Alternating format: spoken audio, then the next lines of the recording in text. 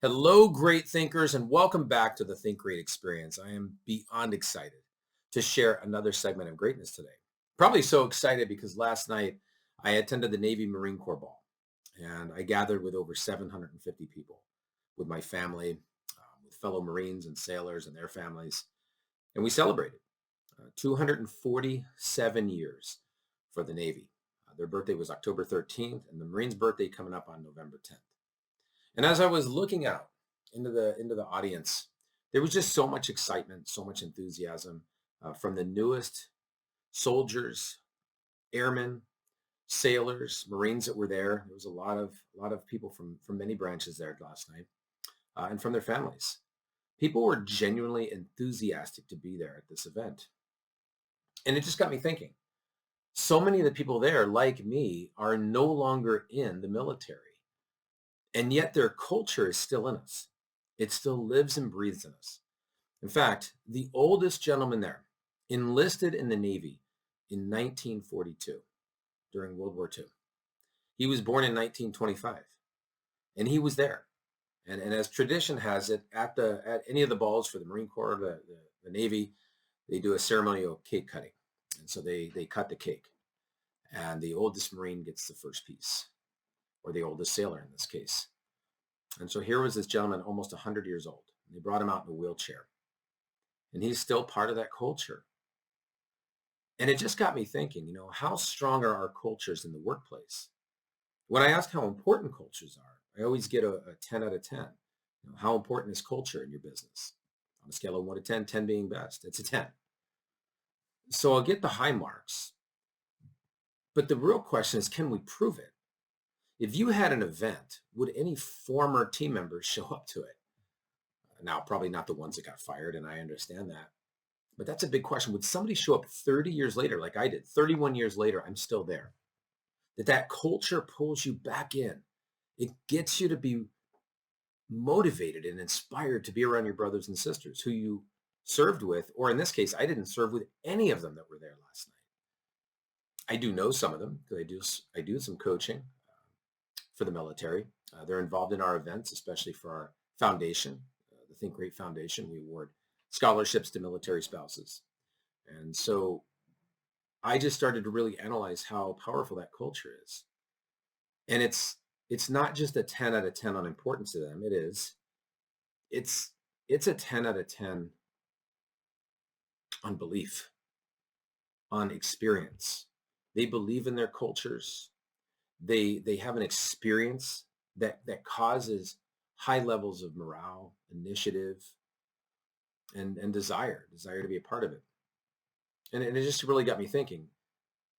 They mentioned last night the core values for the Marine Corps and the Navy, which are the same: honor, courage, commitment. They mentioned those, and they got a couple people, yelling out, "Hoorah! Yes!" over their core values. What's interesting is when I ask about core values in the workplace, most people acknowledge they may exist. Some can tell you how many there are, but only a few can tell you what they are. And I think as you look at what happened last night, and the Marine Corps ball or the Navy ball or the Army ball or whatever it is, it happens around the time of the birthdays for those branches of services.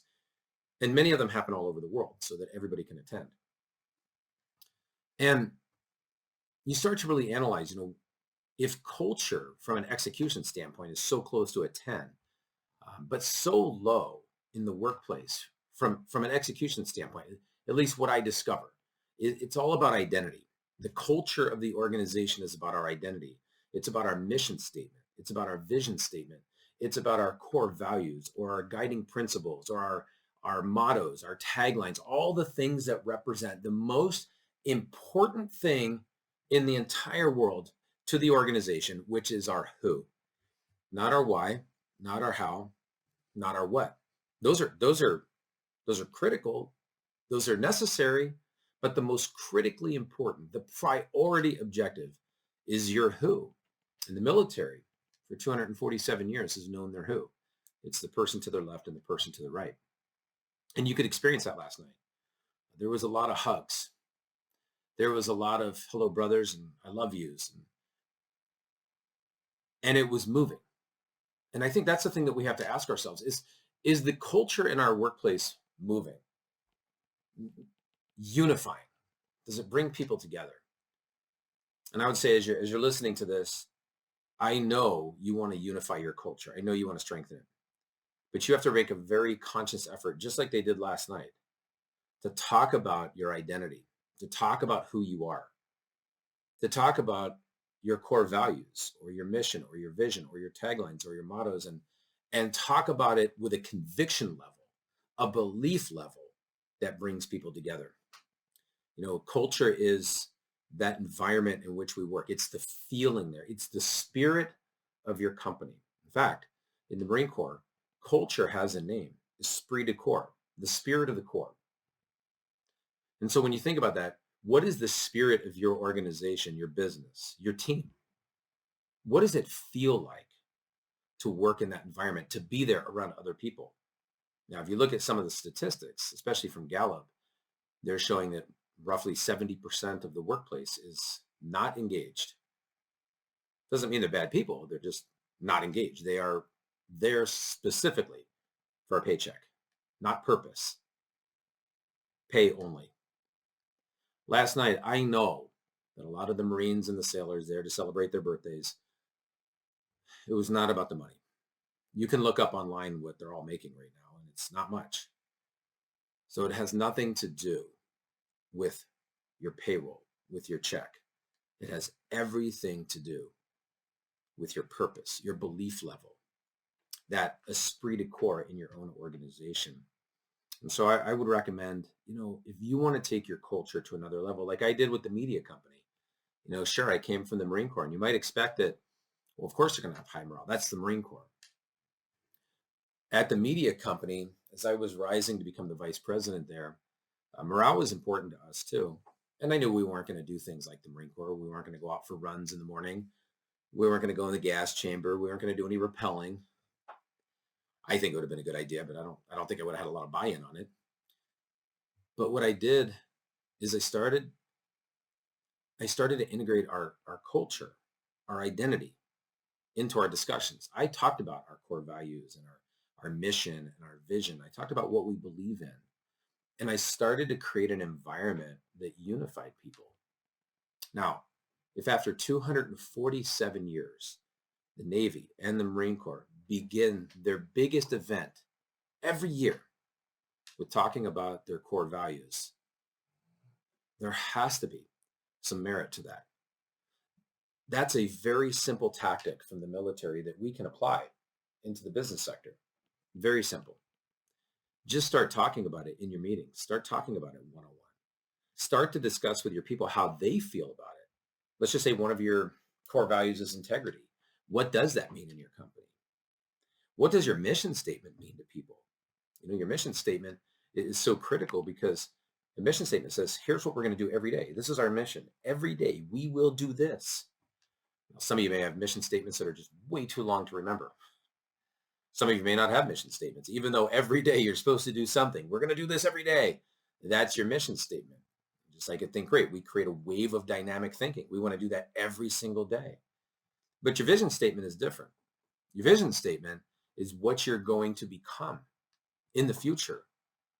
So we will become a company that, and you have to get people to believe in that because they'll follow you to that.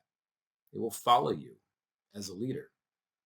But the identity side is everything. And I would recommend putting your who as the priority. Who are we doing this for? Who do we want to impact? Your who is infinitely more powerful than all of the other components combined. And that's something that the military understands. They understand their who. They understand the who from the past. They understand the who from the future, who they're going for, who they're recruiting. They understand the who of today. They understand looking out for the person to their left and the person to the right. And so you deserve it in your organization to activate the power of who, to utilize your culture as a unifying tool where identity, it's not just writing on a wall. Identity isn't just on your website. Identity is in here. It's in their hearts. It's something they live, something that they exemplify, something that they believe in.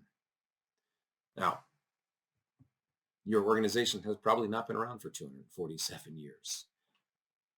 And if you think about it, with lives at stake, one of the greatest resources that all branches of the military has is the ability to tap into culture, the ability to tap into the power of who. You have that power too.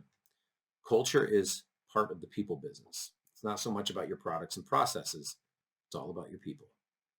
And so as you become very clear on your who, you can start to unleash the power of a unifying culture. But moving forward, start to utilize your identity and talk about those concepts with your people. But more importantly, ask them their thoughts on them too. And you'll start to unlock some of the untapped potential in each of your people.